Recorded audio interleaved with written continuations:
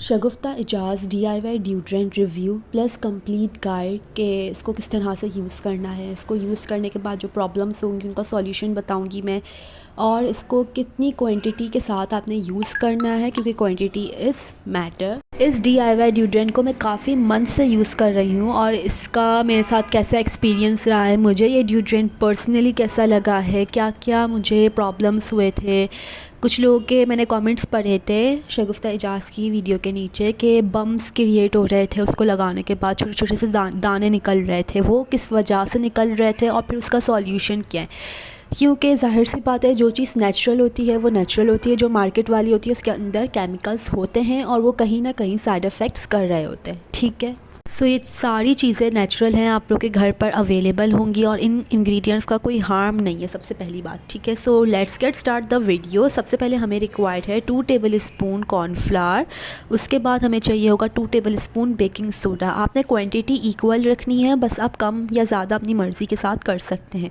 अगर आप 2 table spoon cornflour 2 table spoon baking soda डालेंगे तो इसके साथ आपको रिक्वायर्ड होगा 4 table spoon coconut oil. Quantity आपने इस तरह से रखनी है कि 2:2 ratio powder and 4 ratio liquid. मैं ये DIY डिओड्रेंट काफ़ी मंथ से यूज़ कर चुकी हूँ, तो मुझे ये बहुत ज़्यादा इफेक्टिव लगता है, तो मैं इसी क्वांटिटी के साथ हर मंथ बनाती हूँ और ये वाली क्वांटिटी मुझे 1 मंथ चलती है। ठीक, तो मुझे पता है कि बेहतरीन है, तो मैं अपने लिए बना लेती हूँ। कभी कभार ज़्यादा भी बना लेती हूँ। आप लोग अपने हिसाब से अगर फ़र्स्ट टाइम बना रहे हैं तो पहले कम क्वान्टिटी में कर लीजिएगा एंड देन फिर उसको डबल कर लीजिएगा अपने हिसाब से।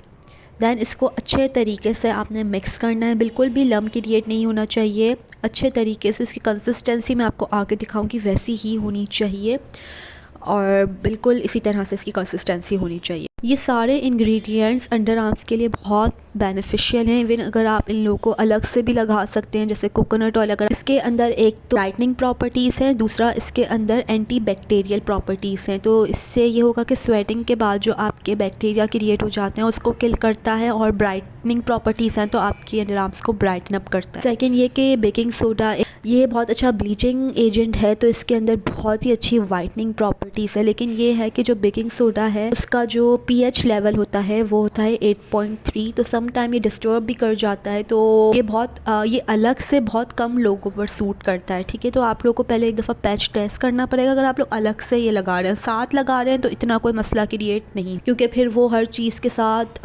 मिक्सअप होकर ना न्यूट्रलाइज हो जाता है। कंसिस्टेंसी आपने बिल्कुल इसी तरह से रखनी है और आपने इसकी जो क्वान्टिटी लेनी है वो बिल्कुल पी साइज़ अमाउंट लेनी है, यानी बिल्कुल मटर के दाने के जितना लेना है अपनी फिंगर से, और उसके बाद उसी को ही हाफ़ करना है और अपने दूसरे हाथ की फिंगर पर लेना है, और फिर आपने एक फिंगर से एक अंडर आर्म पर लगाना है और दूसरी फिंगर से दूसरे अंडर आर्म पर। इसी तरह से अगर आप लगाएंगे तो कोई बैक्टीरिया नहीं लगेगा, कोई जर्म्स नहीं लगेंगे, कोई बम या दाने निकलने की वजह ये होती है कि आप लोग गलत तरीके से लगा रहे होते हैं।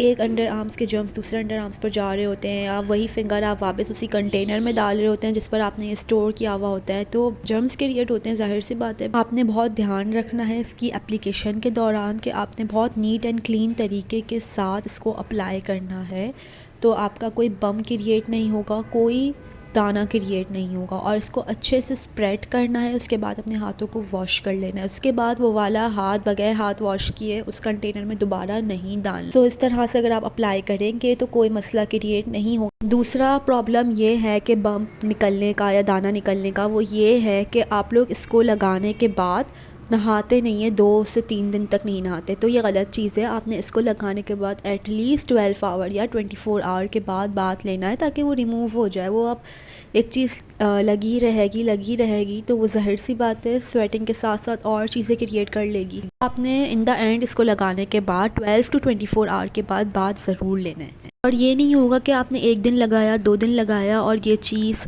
असर दिखाना शुरू कर देगी। नहीं, आपने एटलीस्ट कंसिस्टेंसी के साथ इसको 15 डेज़ अप्लाई करना है, एंड 15 डेज़ के बाद आप लोग खुद ही इसका विजिबल डिफरेंस देखेंगे कि ऑटोमेटिकली स्वेटिंग रिड्यूस होना स्टार्ट हो जाती है। ऐसी बात है, जब स्वेटिंग नहीं होगी तो बैड ऑर्डर भी खुद ब खुद गायब हो जाएगी। अब इसके मज़ीद बेनिफिट्स की बात कर लेते हैं, तो बेकिंग सोडा हेल्प करता है डार्क स्पॉट को रिड्यूस करने के लिए, क्योंकि सेम उसके अंदर ब्लीचिंग प्रॉपर्टीज़ जो आपकी डार्कनेस हो जाती है उसको लाइटन अप करता है। सेकंड इंग्रेडिएंट जो हमारा कॉर्नफ्लावर है वो तो इंस्टेंट लाइटनिंग एंड वाइटनिंग का काम करता है, इवन आपकी बॉडी पे, आपके फेस पर, सो आपके अंडर आर्म्स पर भी ये वाइटनिंग का काम करता है। इसके अंदर विटामिन ए एंड मिनरल्स हैं such as iron and calcium. करता है डार्क स्पॉट पिगमेंटेशन को रिमूव करने के लिए, आपकी स्किन को ब्राइटन अप करता है, वाइटनिंग करता है। कोकोनट ऑयल आपके अंडर आर्म्स के लिए बहुत बेहतरीन है।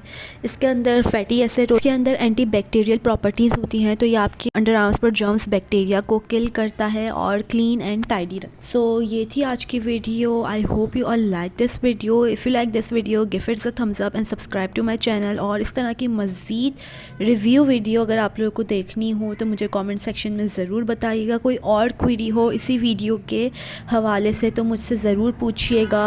और मेरे चैनल को लाइक कीजिएगा, शेयर कीजिएगा, सब्सक्राइब कीजिएगा। लव।